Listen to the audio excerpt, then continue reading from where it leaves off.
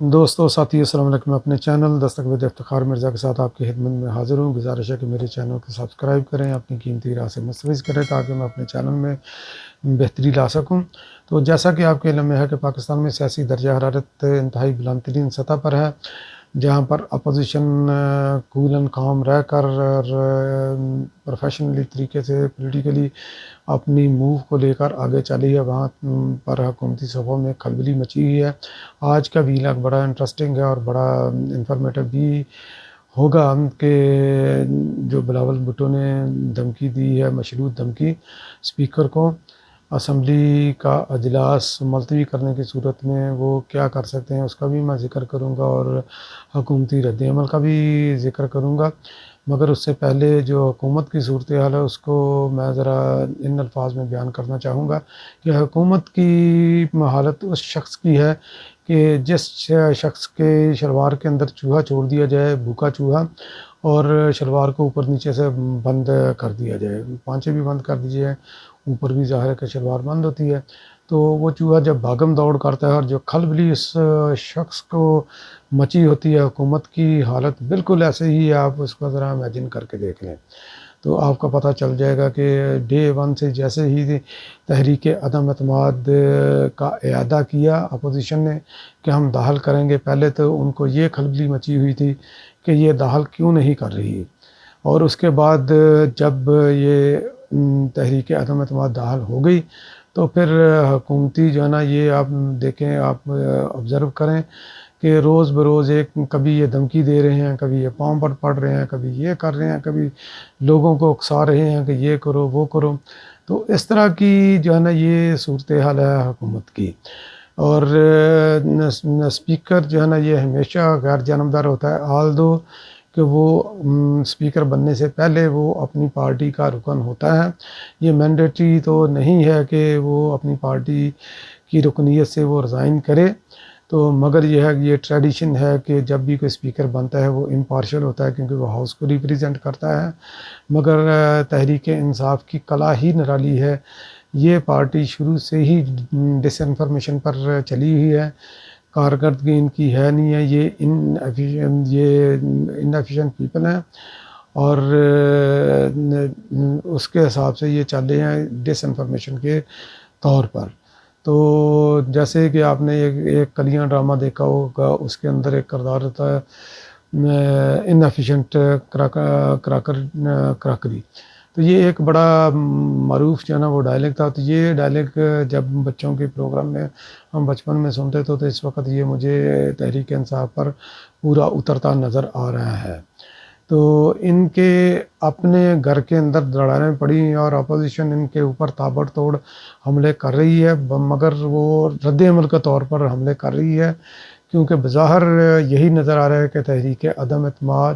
کو وہ کامیاب کرنا چاہتے ہیں. تو اس کی کامیابی کے اوپر تو کوئی سوالیہ نشان نہیں. تحریک عدم اعتماد تو وہ کامیاب ہوگی کیونکہ ان کو نمبر کم چاہیے. اس کے لیے اگر یہ اپنی 180 کے قریب بھی فگر اپنی رکھ لیں، باقی 7-8 کا مارجن رکھ لیں، تحریک عدم اعتماد ان کی کامیاب ہوگی. جبکہ جیسا کہ میں نے یہ عرض کیا، کیونکہ یہ ٹارگٹ نہیں ہے، یہ پہلی منزل ہے ان کی تحریک عدم اعتماد کی کامیابی. اس کے بعد انہوں نے اور بھی کام کرنے ہیں، speaker, deputy speaker, chairman senate اور صدر کا مواخذہ بھی کرنا ہے. مگر ایک سب سے بڑی خبر جو اس وقت جو آئی ہے، جو اعادہ کیا ہے پاکستان پیپلز پارٹی نے، کیونکہ پاکستان پیپلز پارٹی ہی اس موو کو کر رہی ہے، یہ اسی کی ویژن کے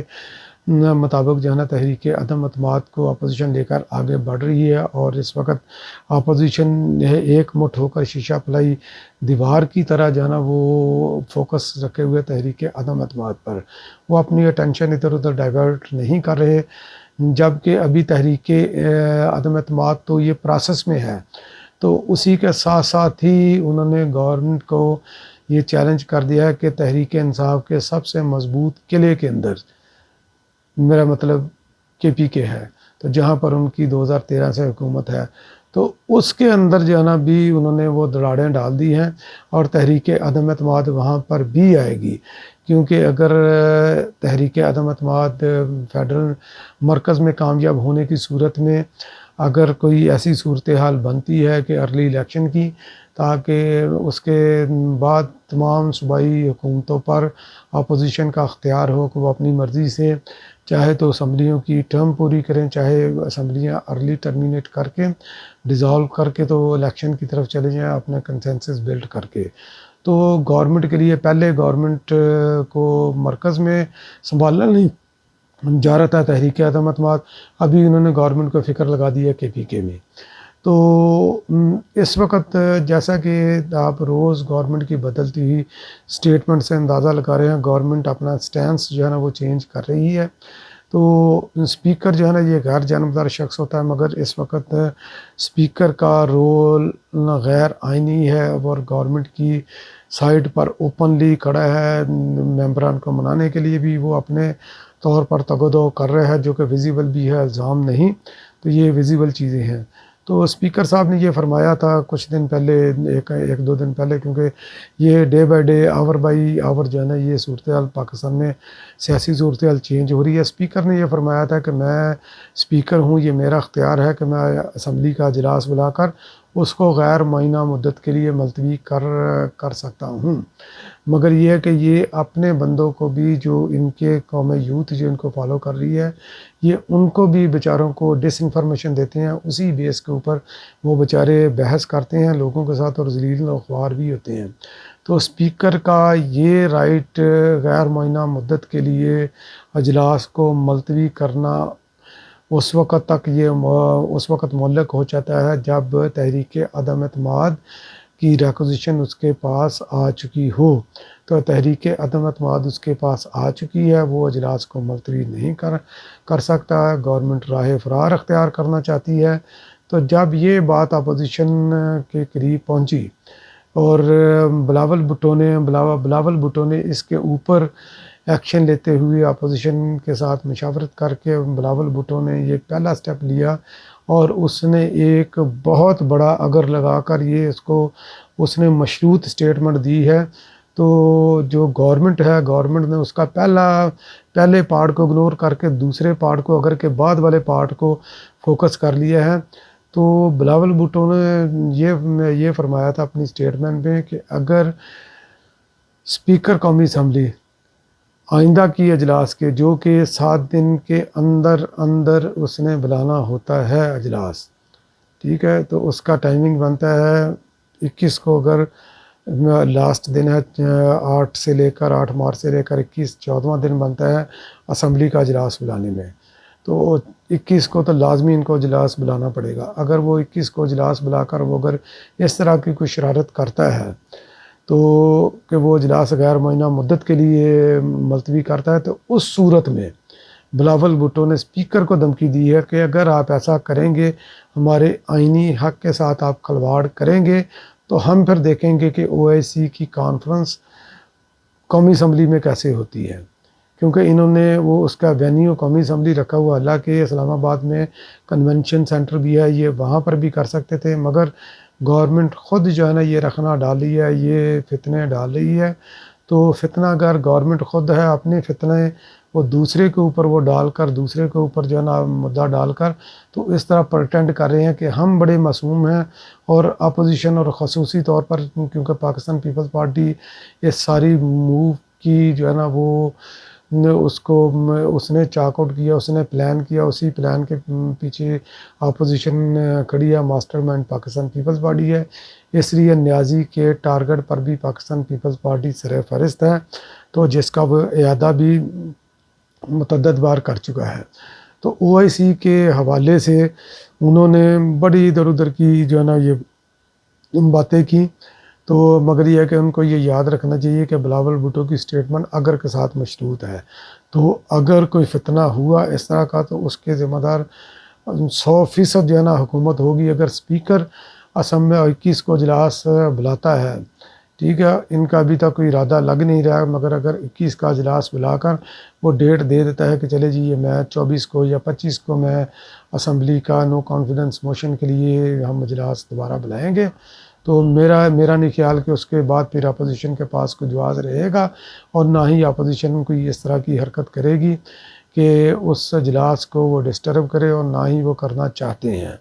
مگر حکومت بذات خود جو ہے نا اس چیز کے اندر انوالو ہے،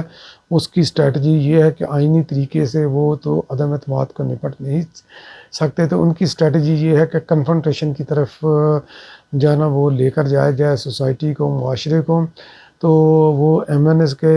گھروں میں بھی جو ان کے منحرف ایم این اے ہیں ان کے گھروں پہ بھی حملے کر رہے ہیں۔ جب وہ ان کے گھروں پر حملے کریں گے، ظاہر ہے کہ دوسری طرف سے بھی رد عمل آئے گا، تو یہ کیا ملک میں یہ انارکی پھیلانا چاہتے ہیں؟ ایک بھائی یہ آئینی حق ہے۔ عمران خان نیازی نے پچھلے سال جب اس نے کانفیڈنس کا ووٹ لیا تھا، تو اس وقت اس کا اپنا فرمان عالی شان تھا کہ اگر کوئی میرے خلاف ووٹ دینا چاہتے تو میں آپ کی ریگارڈ کروں گا، میں آپ کی عزت کروں گا۔ مگر یہ سارے جو ہے نا یہ الفاظ کے بادشاہ لوگ ہیں، تو یہ الفاظ کے ساتھ کھیلنا چاہتے ہیں، عمل ان کے پاس ہے نہیں ہے۔ تو اگر عمران خان نیازی یہ سمجھتا ہے تو اس کے اوپر پھر عمل کر کے بھی دکھائے۔ ان کی جو ہے نا جو ان کے منحرف اراکین ہیں، تو ان کی رائے کو مقدم رکھ کر ان کو اپنے خلاف ووٹ استعمال کرنے دیں۔ پھر اس کے بعد آپ کا حق ہے کہ آپ اس کو درگزر کرتے ہیں یا اس کو ڈی نوٹیفائی کروانے کے لیے آپ آگے موو کرتے ہیں۔ تو آپ کے پاس تو یہ آپ کے پاس بھی آئینی حق ہے، اپوزیشن کے پاس بھی ہے، منحرف اراکین کی طرف بھی ہے۔ تو آپ ملک میں آئینی بحران پیدا کرنے کی بجائے یہ اس کو آئینی طریقے سے اس کو ہینڈل کریں، تحریک عدم اعتماد کو۔ اگر آپ اس میں کامیاب ہو جاتے ہیں آئینی طریقے سے، ویل اینڈ گڈ، تو ہم آپ کو مبارکباد دیں گے۔ مگر یہ کہ اس کا یہ مطلب نہیں ہے کہ آپ کو